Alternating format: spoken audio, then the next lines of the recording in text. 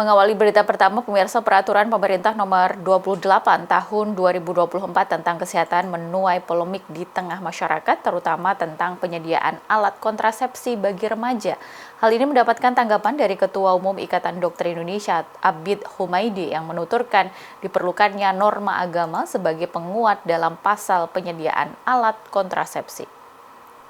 Di dalam penyusunan pasal-pasal yang berkaitan dengan kesehatan reproduksi, apalagi bicara comprehensive sexual education, saya kira harus ada nilai atau norma agama yang menjadi penguat di dalam penyusunan pasal ini.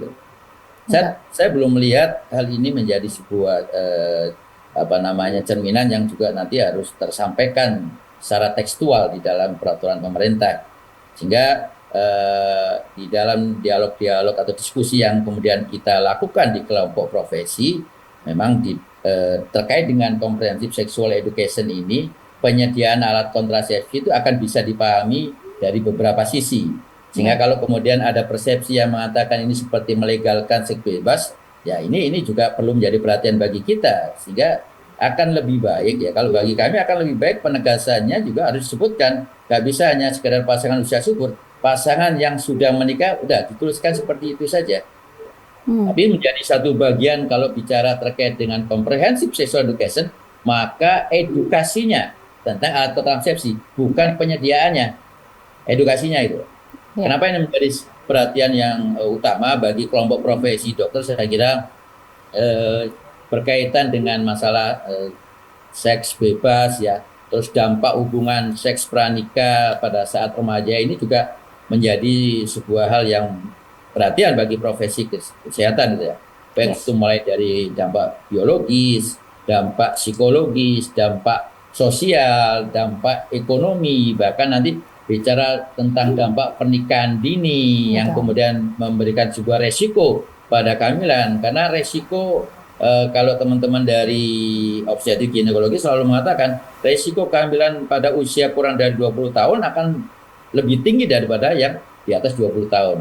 Reproduksi yang disalahgunakan ini, maka akan perlu ada upaya-upaya yang komprehensif, mulai dari pendidikan atau edukasi. Sehingga itu mulai dari mana? Dari pendidikan dasar. Dan itu memang upaya itu saat ini saya kira perlu untuk kemudian semakin ditingkatkan. Dan bicara terkait dengan masalah kesehatan reproduksi, apalagi nilai luhur yang ada di negara kita, maka tentu tetap harus berpegang teguh pada ketentuan-ketentuan yang ada di dalam Pancasila, kemudian ada yang ada di dalam Undang-Undang Dasar 45, ada di dalam sebuah nilai-nilai agama juga yang harus diajarkan. Sehingga komprehensif di dalam pendidikan ini tidak hanya dalam aspek sebuah pendidikan dari profesi kesehatan saja, tapi juga harus melihat dari aspek-aspek psikologi, sosial, dan juga nilai agama. Kemudian yang juga menjadi perhatian, terjadinya permasalahan-permasalahan yang kemudian berpotensi pada seks bebas itu tidak terlepas, bukan hanya permasalahan pemahaman saja, tapi juga permasalahan yang berkaitan terfasilitasinya oleh lingkungan. Nah, terfasilitasinya oleh lingkungan inilah yang juga belum menjadi perhatian.